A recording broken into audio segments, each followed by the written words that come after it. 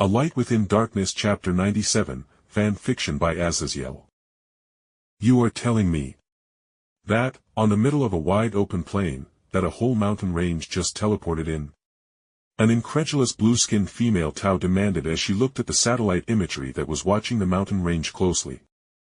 And already, they had picked up a large series of compound structures that were clearly built by other sentients, even if their design style were clearly in style of Gue'la or humans. The council room was filled with the various caste members besides the ever-elusive ethereal leader of the Tau caste system. But regardless, within the council room were the leaders and highest-ranked members of the four primary Tau caste classes. The water caste leader was a woman with a soft face and shiny eyes that seemed to glitter with joy at life.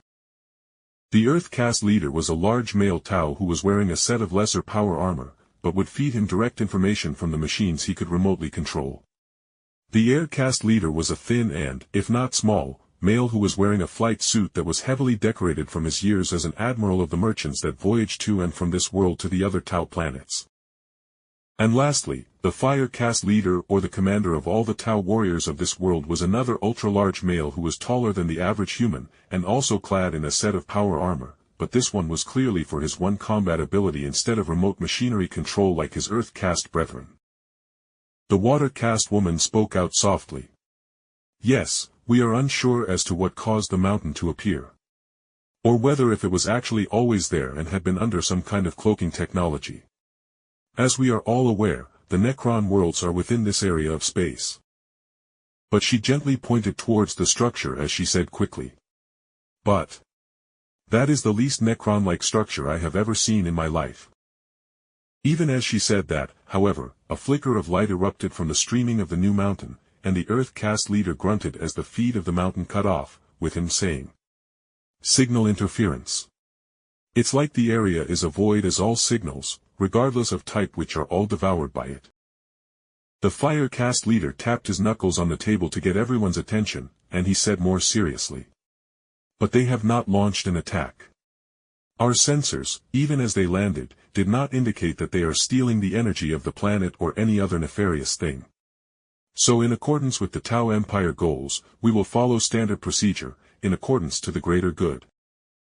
He then looked to the water caste leader and said, "Nelmlath, you and I will go and see if there is anyone to make contact with.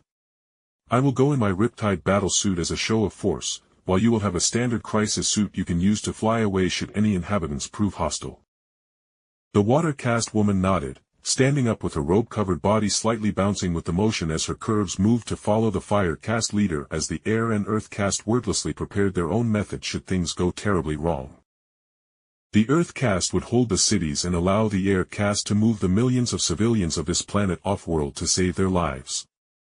As they had practiced such actions every few months as the Tau were now much more aware of the terrible terrors of this galaxy. In both the Orc and, of course, the far more hated Tyranids, who would literally devour a planet down to its very crust, even eating its own atmosphere before leaving the now barren rock to float dead in space. A good few hours passed as I relaxed, not meditating or otherwise cultivating in any way.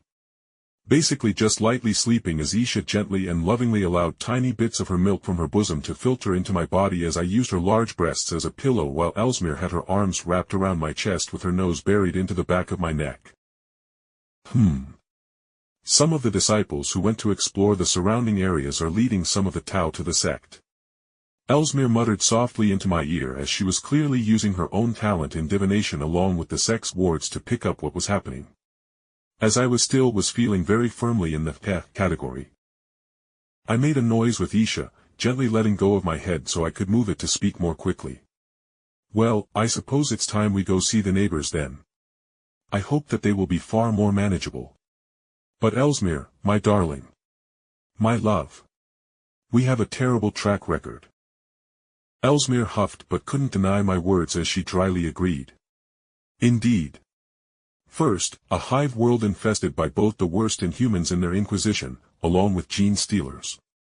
And then on the chaos-tainted world we fled to get away from everyone trying to attack us, that world was targeted by the Tyranid hive fleet, whose sole purpose is to kill demons. I am worried that you, yourself, are a walking calamity attracting all these troubles, Jake. Thankfully, Isha came to my rescue as she said gently. His trouble-finding ways was what saved me from eternal damnation, so I am willing to give my darling some leeway. Now, my husband, let us get you cleaned up so you can meet the leaders of the world we will be sharing for however long. I activated some sect features to make it look more mystical and homely, and as I took a seat on a beautiful throne, as was fitting for myself, being the patriarch of this sect.